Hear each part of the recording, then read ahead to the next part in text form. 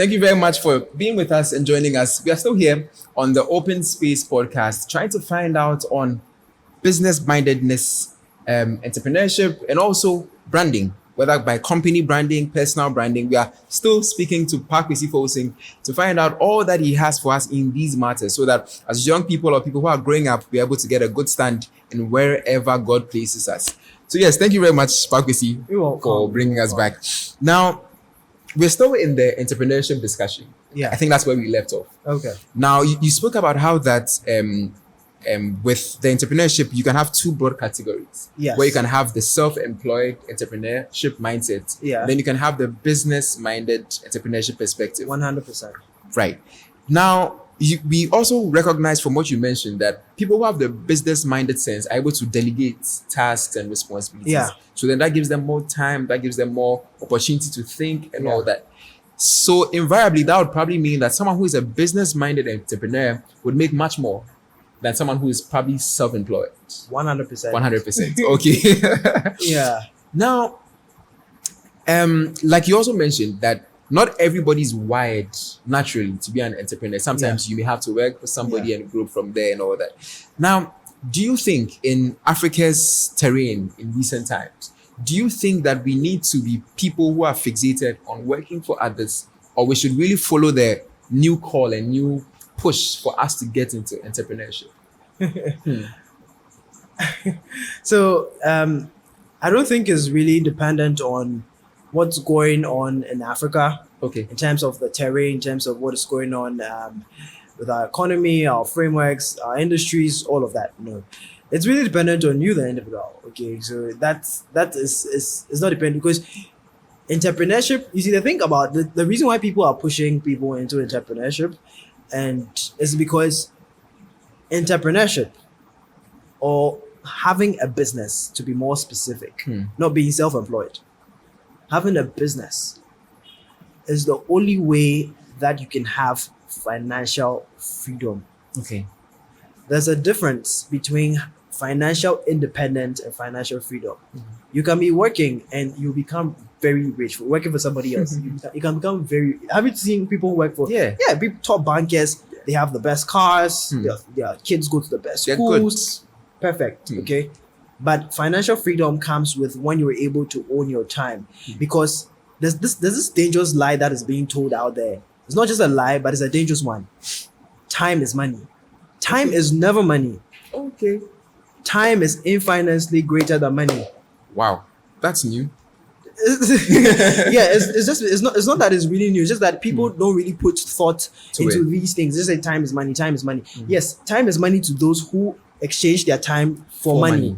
But essentially, time is infinitely greater than money. If I said, and this is an example that I heard on social media, and it just contextualized this statement that I'm making for you. If I gave you $1 million right now and I said you can't wake up tomorrow, what are you going to do?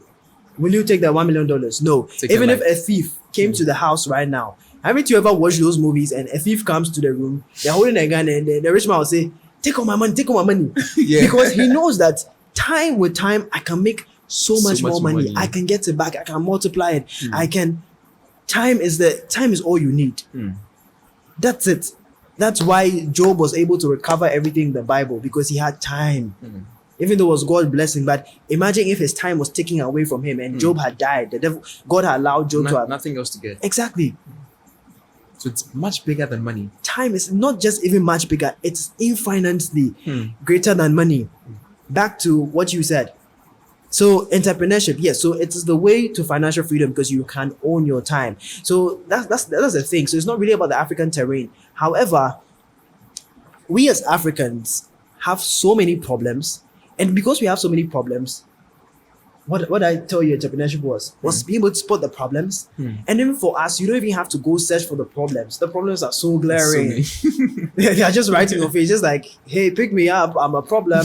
So the problems are right in front of you. All you have to do is find the solutions to the problem. And that's what makes you an entrepreneur. So in Africa, because of the number of problems that we have, not only just the number, because of the nature of our problems, we need people who can rise up to the occasion, who can understand business systems, who can understand the industry, who have resilience, who have vision. And those people can be able to now forge on, and then those people will be able to build the frontiers of our economy. Just look at America. Have you ever watched this documentary before, The Men Who Built America? I've seen it, Yeah. but not really watched it. It doesn't highlight anybody who was working for people, because those are not the people. The people that really change stuff. The capitalists. You look at all of them, from Carnegie. All of them. The whole thing about this whole thing is that entrepreneurs are the people. There are only two people that can literally shape shift economies. It's either the government or entrepreneurs. Like, there are literally no options. True. And without entrepreneurs, how do you, because the more, listen to this, everybody cannot be an entrepreneur. Let's be real. True. Everybody cannot be an entrepreneur. But we need an increase in the number of entrepreneurs that we have, because we need more people to work, and we need we need people to have a good level of disposable income in this country, so that our GDP per capita increases. There's less poverty in this country. So many things. And how do we do that? How do we employ people? You have to start a business, build a system, employ people. They have money in their pockets. They can feed their family. They can do so many things. Imagine if we had more entrepreneurs, or we double the number of entrepreneurs that we have. That means that we are doubling the number of jobs. True. That's what we need to do in Ghana. We're looking for more jobs. More jobs are cool. Governments cannot do anything. If we can double the number of entrepreneurs, not just entrepreneurs who are thinking about, because people think that, oh, because I'm self-employed, I'm an entrepreneur. You are not an entrepreneur. Like, you're an entrepreneur, but you're the low level end. You're the low end of being an entrepreneur. But you want to be somebody who has a business mind. Build a system. And once you have that, you will be able to increase the number of jobs, and then Africa can succeed, and you can take Africa to its next frontier. I'm looking at the camera because I want you, listen to me right now, to pay attention to these words, harking to my voice. Yeah. Very, very interesting. We need to grow the number of entrepreneurs, and that would solve a lot of problems. Yeah. Wherever we are. I have a lot of questions to ask based on what you said, but I want to link branding or building a brand with entrepreneurship. It's probably going to extend much more beyond this, but I really get a lot from what you mentioned about time being infinitely greater than money. And now that 100%. I think about it, I recognize how much of a lie we've lived thinking time is money, but it's not a direct correlation at all. Absolutely. Wow. Interesting. So people need to recognize that we are in an era where technology and social media is big, or it's big currency. Now, how serious should people take social media? Or how not serious should they take it? I mean, in this day and age, there's nothing that you can really do without social media. I mean, not just you see, people only think of, okay, what's the direct impact of social media on my businesses? So I hear people say, oh, my business is the type of business that doesn't need social media to drive sales. It's not just about that. What image are you putting out there about your company? What you need to be able, you need to actively have your company. You need, let me put it this way, you need to let your company have a digital identity. Okay. And that's what social media does. Social media gives you the platform for you to have a digital identity. So when we are building your brand on social media, you really have to think of, how can I have a digital identity part of my business? So you have a physical store, that's cool, but how can I showcase my values of my company? How some people say, okay, our company is like a family. Okay, nobody's seeing that. How do I believe you until I see that? That's what social media allows you to see. Not only that, you can be able to use social media, because you see, ultimately, if you're a business, you are trying to solve a problem. So what you want to do is that you want to use social media as a platform or as a forum to continue educating people on that particular problem. So, and this is one of the easiest ways to be able to even use social media to drive sales, is that what you need to do is that you need to educate the market on the problem, and then point yourself as the solution. So I'm selling, what can I even use? What can I even use? Let's say I was selling glasses, because this just came to my mind. And then I'm saying that, if you keep on reading in the dark, it affects your optical nerves, whatever. I don't know, your retina, whatever it may be. I don't know the scientific explanations for all of that. But you could mention, let's say, you could do posts around that, several different content types and different content formats, put it out there on the marketplace.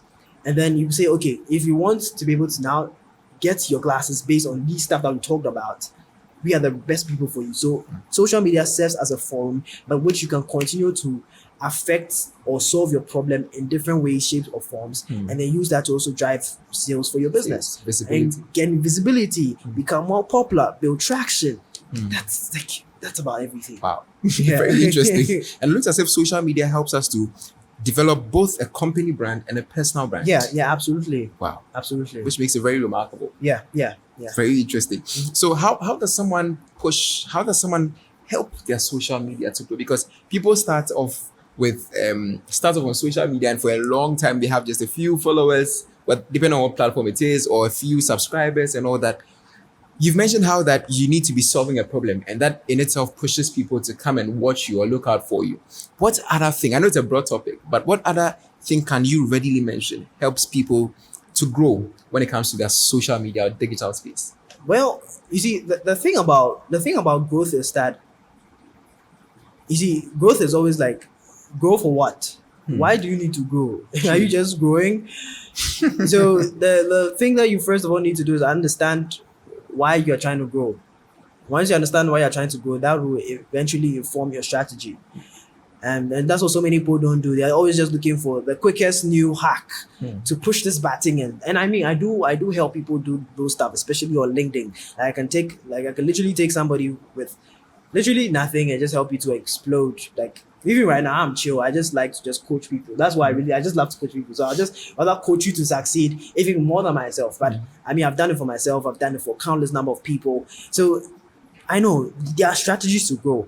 First of all, you need to be able to discover why. You need to have a vision of where you want to be. Because the thing is this, on social media, and this is not just even social media, but even personal development related. When it comes to having a vision in whatever you are doing, you don't have to necessarily pursue your visions. You have to position for your vision. Okay. Yeah. You don't need to, because it says what does it say in the Bible? Goodness and mercy shall what? Follow you. So the thing has to follow you. You have to just position yourself in a way that it will get attracted to you. And you being a physics guy, let me just use this, right? Sure. The law of gravitation. Yeah. And by the way, let me just say this. I don't know if you know this already, but this is in physics. But there's this principle that says all principles are microcosms of each other. So that means that if there's a law that works in physics, I can take it into entrepreneurship, I can take it into branding, and True. it still has to hold its same meaning. True. So when I want to talk about gravitation, and then I'll backtrack and connect that to what I'm about to say. Sure. Okay. So gravitation. What is gravitation? Gravitation. The law of gravitation states that every particle attracts every other particle in the universe with force directly proportional to the product of its masses and inversely proportional to the square of the distance between them. True. So what that means is that there are two major things when it comes to the equation of gravitation, which is mass and what?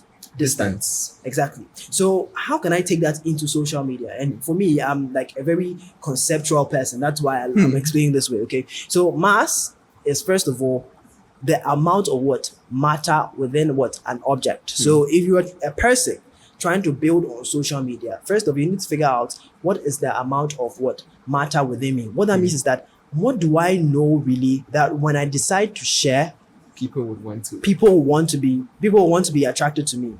Then once you figure out, so that's what you first of all have to figure out, and that leads you to developing something called content pillars. Okay. So that's what content is about. It's about you unbreaking or unveiling the mass within you. Are you seeing how I'm connecting the gravitation with this? So you need to be able to now have that content out and then build content pillars. Like what content pillars are the major stuff that we are going to be talking about. A lot of people want to grow, don't even know what exactly I want to be talking about. Okay, you want to grow, but what exactly are you going to be talking about? In what categories? To what people?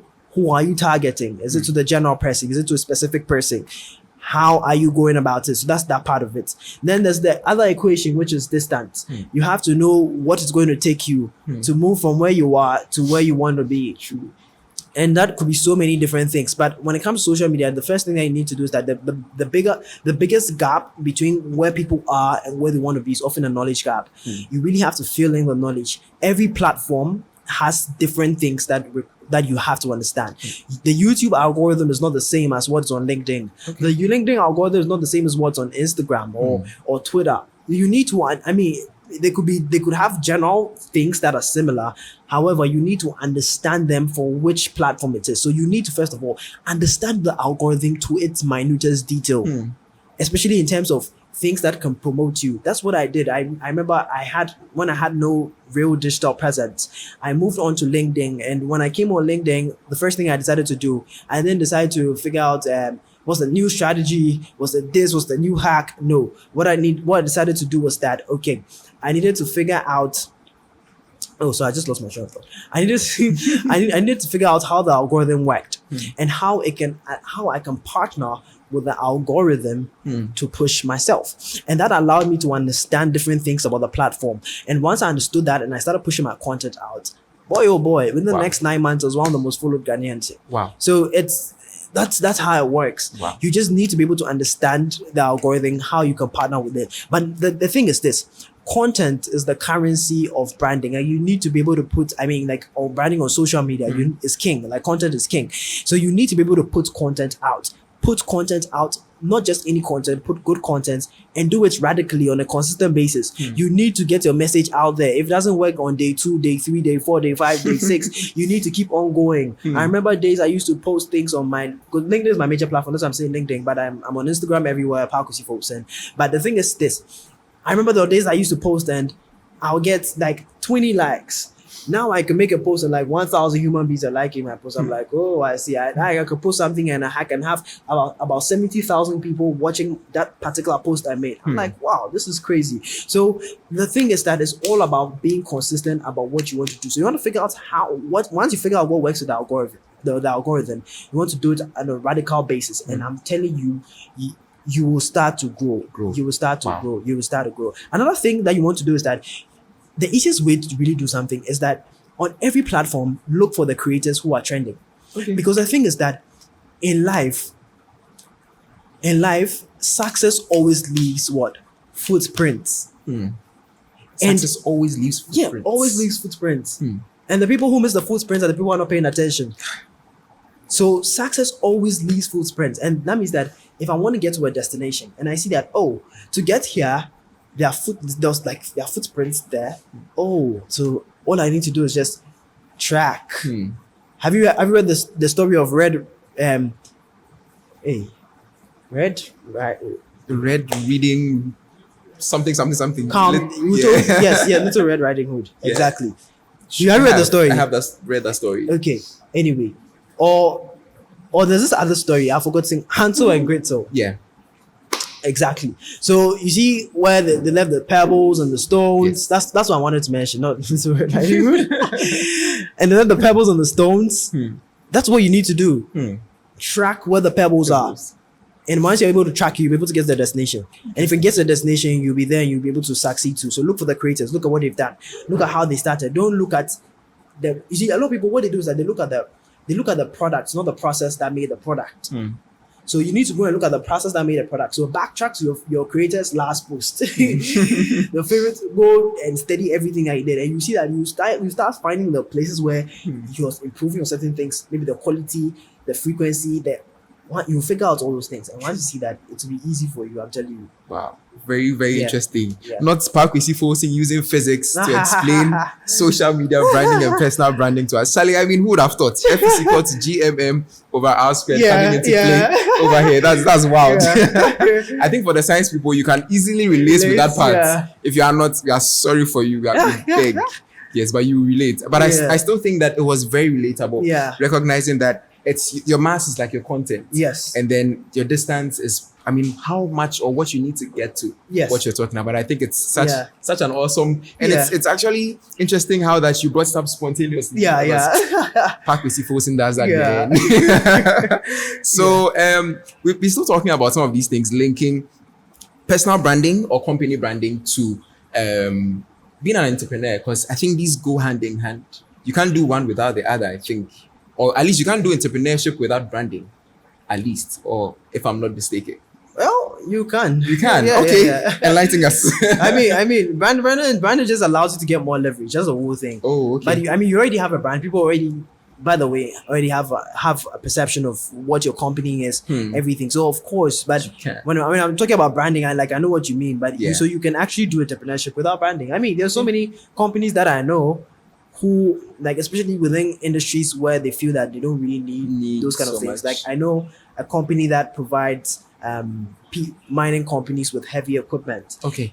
They don't have a social media presence. They don't even have a logo. True. Literally, they don't have a logo, but they are making a lot of Lots money, of money. more than the person who has done the best logo. Hmm.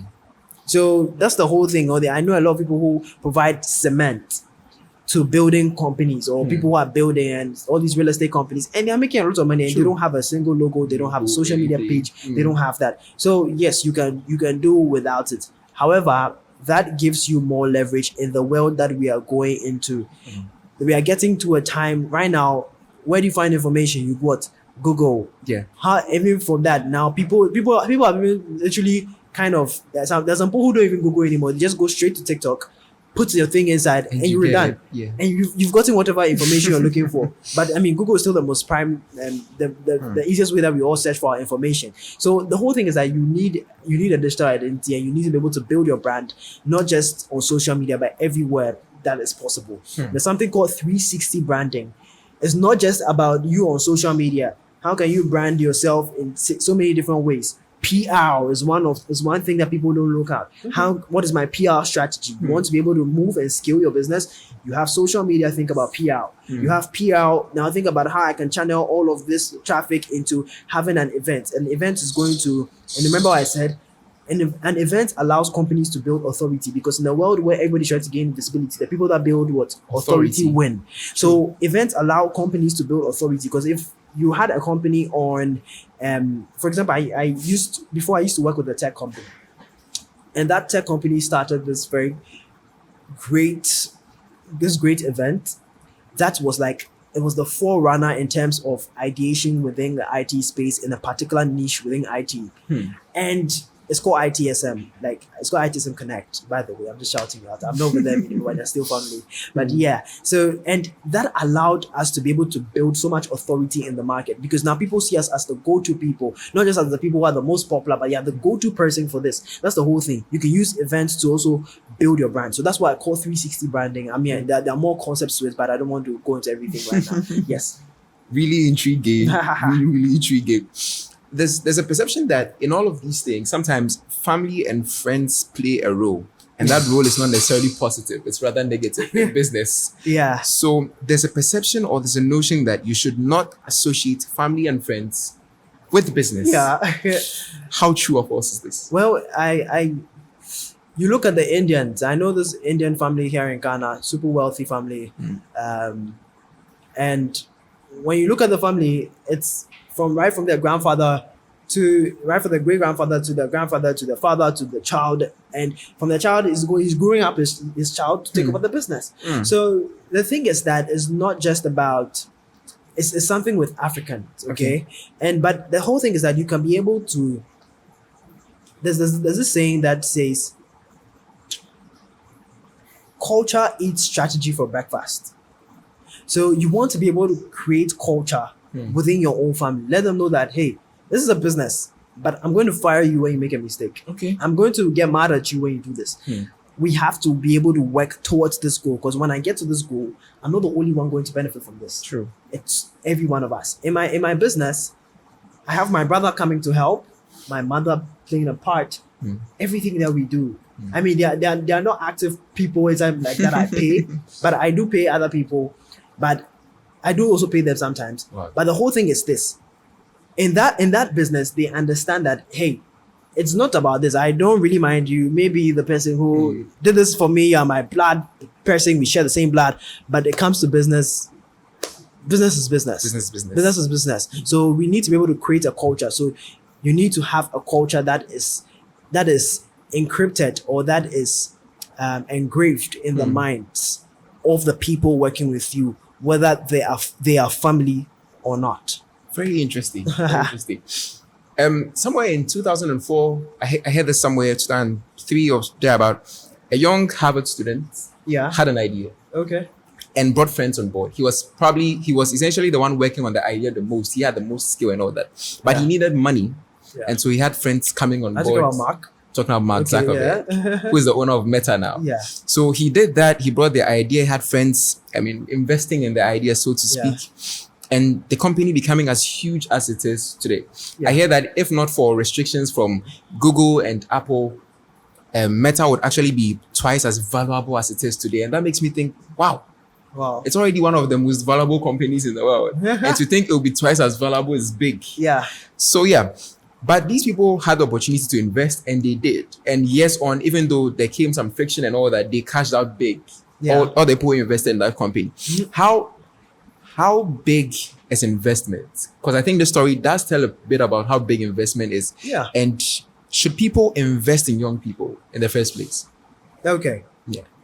I mean, when you say invest in young people, are you Yeah. talking about monetary? Because you can invest in so many different ways. Yeah, let's say that in the totality of it, not just money, Okay. but maybe investing Yeah, time. hey, why not? I Sure. mean, the youth are the future, and I mean, and those the youth the youth we are literally posterity. I would Okay. say we because we are both young, and for the people out there. So yes, invest in the youth, invest in young people. Young people do have ideas. The thing is that the only thing is that a lot of young people, first of all, have to exhibit a high level of, you have to prove yourself. That's the whole thing. Because nobody's just going to give you money for you being young. You have to be able to prove yourself. And so many, and a lot of young people sometimes just feel entitled to the fact that, oh, this is what I've done, but you have to be able to prove yourself more than what people can anticipate. So that's the whole thing. And I you see, investment, and I'll talk about monetary now. Okay. So me, I'm building something behind the scenes. I don't want to mention this now. Sure. And also, I do double in some form of investment, Okay. like into businesses. And yes, so we'll be building some VC stuff anyway. But the thing about it is that it's good to invest in companies. It's good to be able to give people money. But when you're an entrepreneur, your first thing is that, how can I be able to make revenue for your business? What happens is that we have a lot of entrepreneurs who are so laser focused on getting something from somebody that they don't even think through their business enough to know what exactly their business model is. How can I be able to turn this into revenue, and not just revenue, but recurring revenue? True. And that's a whole different conversation altogether. There's a company called ClickFunnels. Okay. That company was able to bootstrap its way and is now almost valuated at almost $1 billion.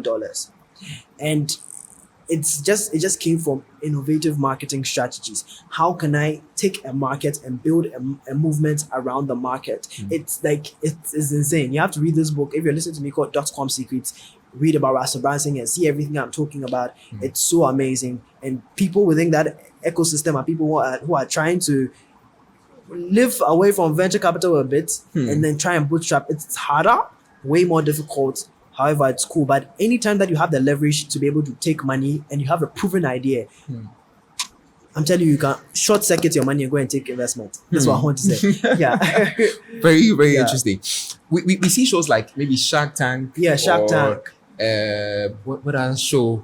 Maybe the Titans, something like Yeah. that. People who like to invest in people. And sometimes we hear things like equity. Yeah. And we hear things like debt, grant. debt grants, loans, and all that. In all these things, maybe because we would not want to spend so much time on the Yeah. podcast, am I supposed to go for equity? Say I have an idea. Am I supposed to give out equity to say an investor, or I should rather take a loan? Or it depends. Yeah. I remember probably last year. But I think read we should probably define these things a little bit for someone to get a bit more perspective. Okay. So what's equity? Okay.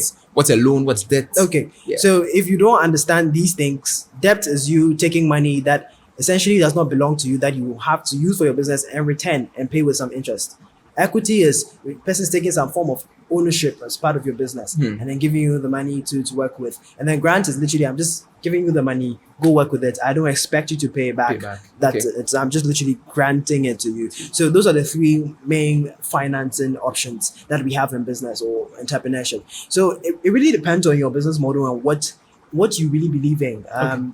We in Africa, it's difficult for a lot of people to want to take equity. Yeah, people are just so like, oh, I want to have it all for myself, and that's the kind of mentality that's killing us. So it really depends on you.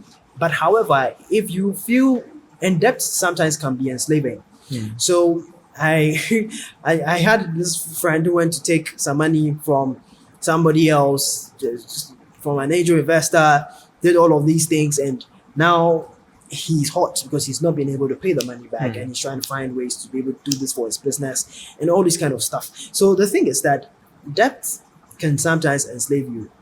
Equity is usually one of the best options.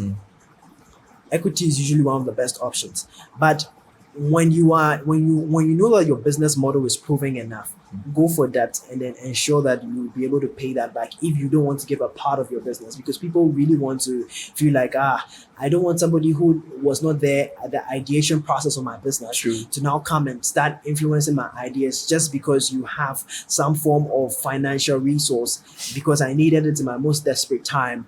And that's the entire thing. So it really just depends on you, depends on your market, depends on how fast you want to go. But a lot of times, I think equity is better, because equity is not just somebody giving you money, but when a person takes ownership, now the person feels like, okay, this is also my business. So the person brings all of their resources on board in terms of network, in terms of so many things. So Africans should learn to give out more equity. Wow. As simple as Very, that. very interesting But thoughts. I mean, to be able to read more on this stuff, you can read the Ghana Innovation Report. Yes, by Innovation Spark. It will help you a lot. Just read. So I love to read these stuff. Ghana Innovation Report. Yeah. By Innovation Spark. Okay, so Ghana Innovation Reports. And you also asked us to read another book, .com. Yeah, .com Secrets by Russell Brunson.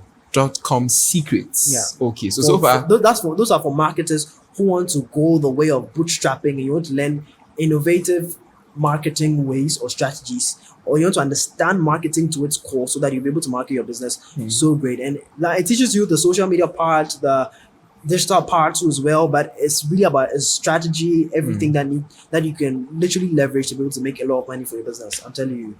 Wow.